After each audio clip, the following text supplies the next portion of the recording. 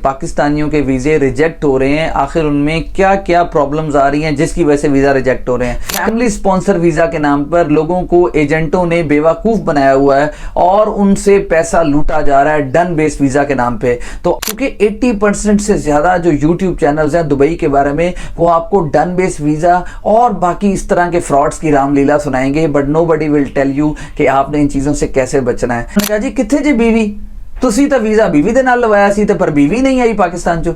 उसने खैर जो भी आंसर वांसर दिया, but they were not satisfied. उन्होंने उसका एंट्री परमिट वो वहीं पे ही उसको वापस भेज दिया। उसके अस्सलाम वालेकुम जी, उम्मीद है आप लोग खैर खैरियत से होंगे। डॉक्टर जलीस मिर्ज़ा आपकी खिदमत में हाजिर मुत्तहिदा अरब अमारात से।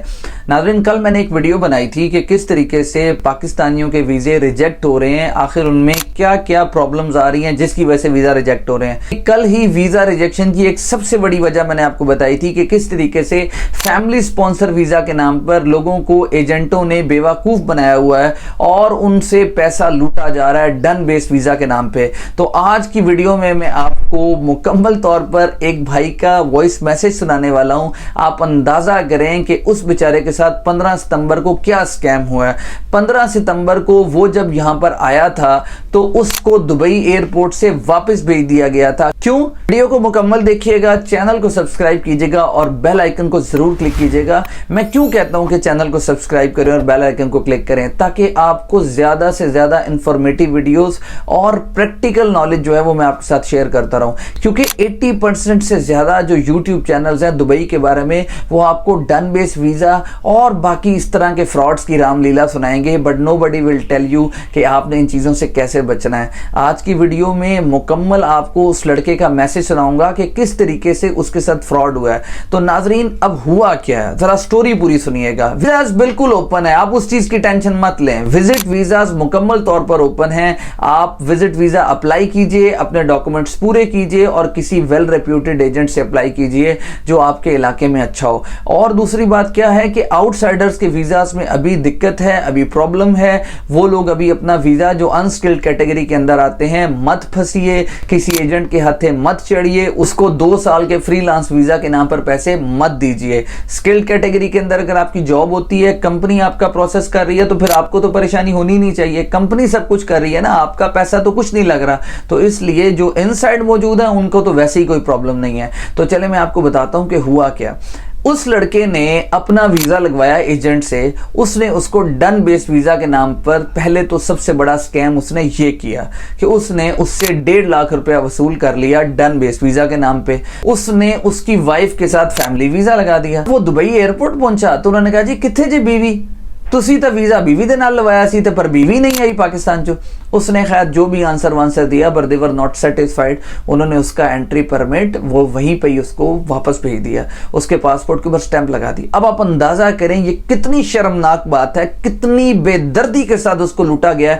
एजेंट ने अपने 1 लाख रुपए सीधे करने की खातिर, रातों रात करोड़पति बनने की खातिर, उसने क्या किया, उसने उसका 1 लाख रुपए का टिकट जो है वो भी जाया करवा दिया। उसने उस बेचारे के ट्रैवल एक्सपेंसेस जितने लगे होंगे वो सब जाया करा दिए। तो ये है जी इनकी असलियत और ये है जी इनकी हकीकत। यार आप खुद होश के नाखुन लें कि आप लोग क्या कर रहे हैं।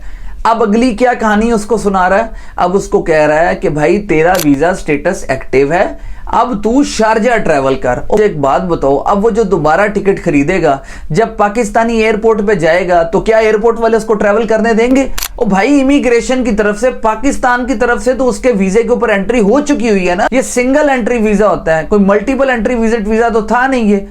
तो आप मुझे बताएं कि अब उसकी मंतक सुने। एक कल की बात है कि ये सारी चीजें उसने मुझे बताई हैं, तो मैंने कहा कि इस टॉपिक के ऊपर वीडियो बनाना बहुत जरूरी है कि किस तरीके से स्कैम हो रहा है। तो अब ये नया एक तरीका आ गया जी कि आपको किसी न किसी के साथ, किसी फैमिली के साथ कोई डन बेस का जुगाड़ शुगाड़ लगा के, फिल्में चला के, बेवकूफ बना के आपका पैसा लूट लिया जाता है। तो भाई इन चीजों से बचें, अपने डॉक्यूमेंट्स पूरे स्कैन कराओ, अपनी डिग्रियां प्रॉपर टेस्ट कराओ। याद रखिएगा, हमेशा प्रॉब्लम वहीं होगी जहां पर स्कैम हुआ होगा। वहां पर आपका जो दिल किया पैसे देके वगैरह वगैरह कर लिया नहीं। This is Dubai, this is the land of opportunities. You have to follow the rules and regulation, simple as this. 2 नंबरी नहीं चल रही यहां पर आपकी। तो इन चीज़ों को बराए मेहरबानी ज़रा गौर करें और इन चीज़ों से बचने की कोशिश करें। फिर मैंने उसको समझाया 2-3 लोगों से कंसल्ट करके कि भाई आपने अब इधर नहीं आना, अभी वेट करें, आपको अब न्यू वीज़ा लेना है। अब आप न्यू वीज़ा लेंगे और उसके बाद आप यहाँ पर आएंगे। अब उस बेचारे की पासपोर्ट के ऊपर जो एंट्री लगी हुई थी उसके ऊपर भी रेड मार्क हुआ हुआ है। उस बेचारे का क्या कसूर है? आ गया ना एक दफ़ा, उसकी एंट्री डिटेल्स होगी ना।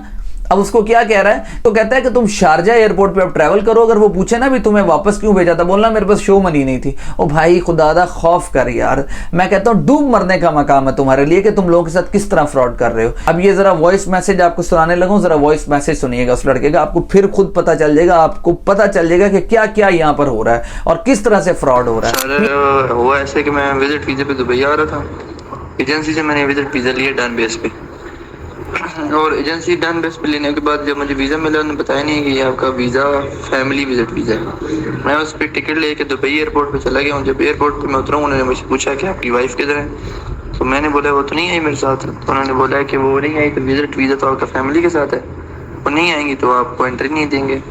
उन्होंने फिर एंट्री नहीं दी और वापस भेज दिया और ये स्टैंप लगा के भेजा है।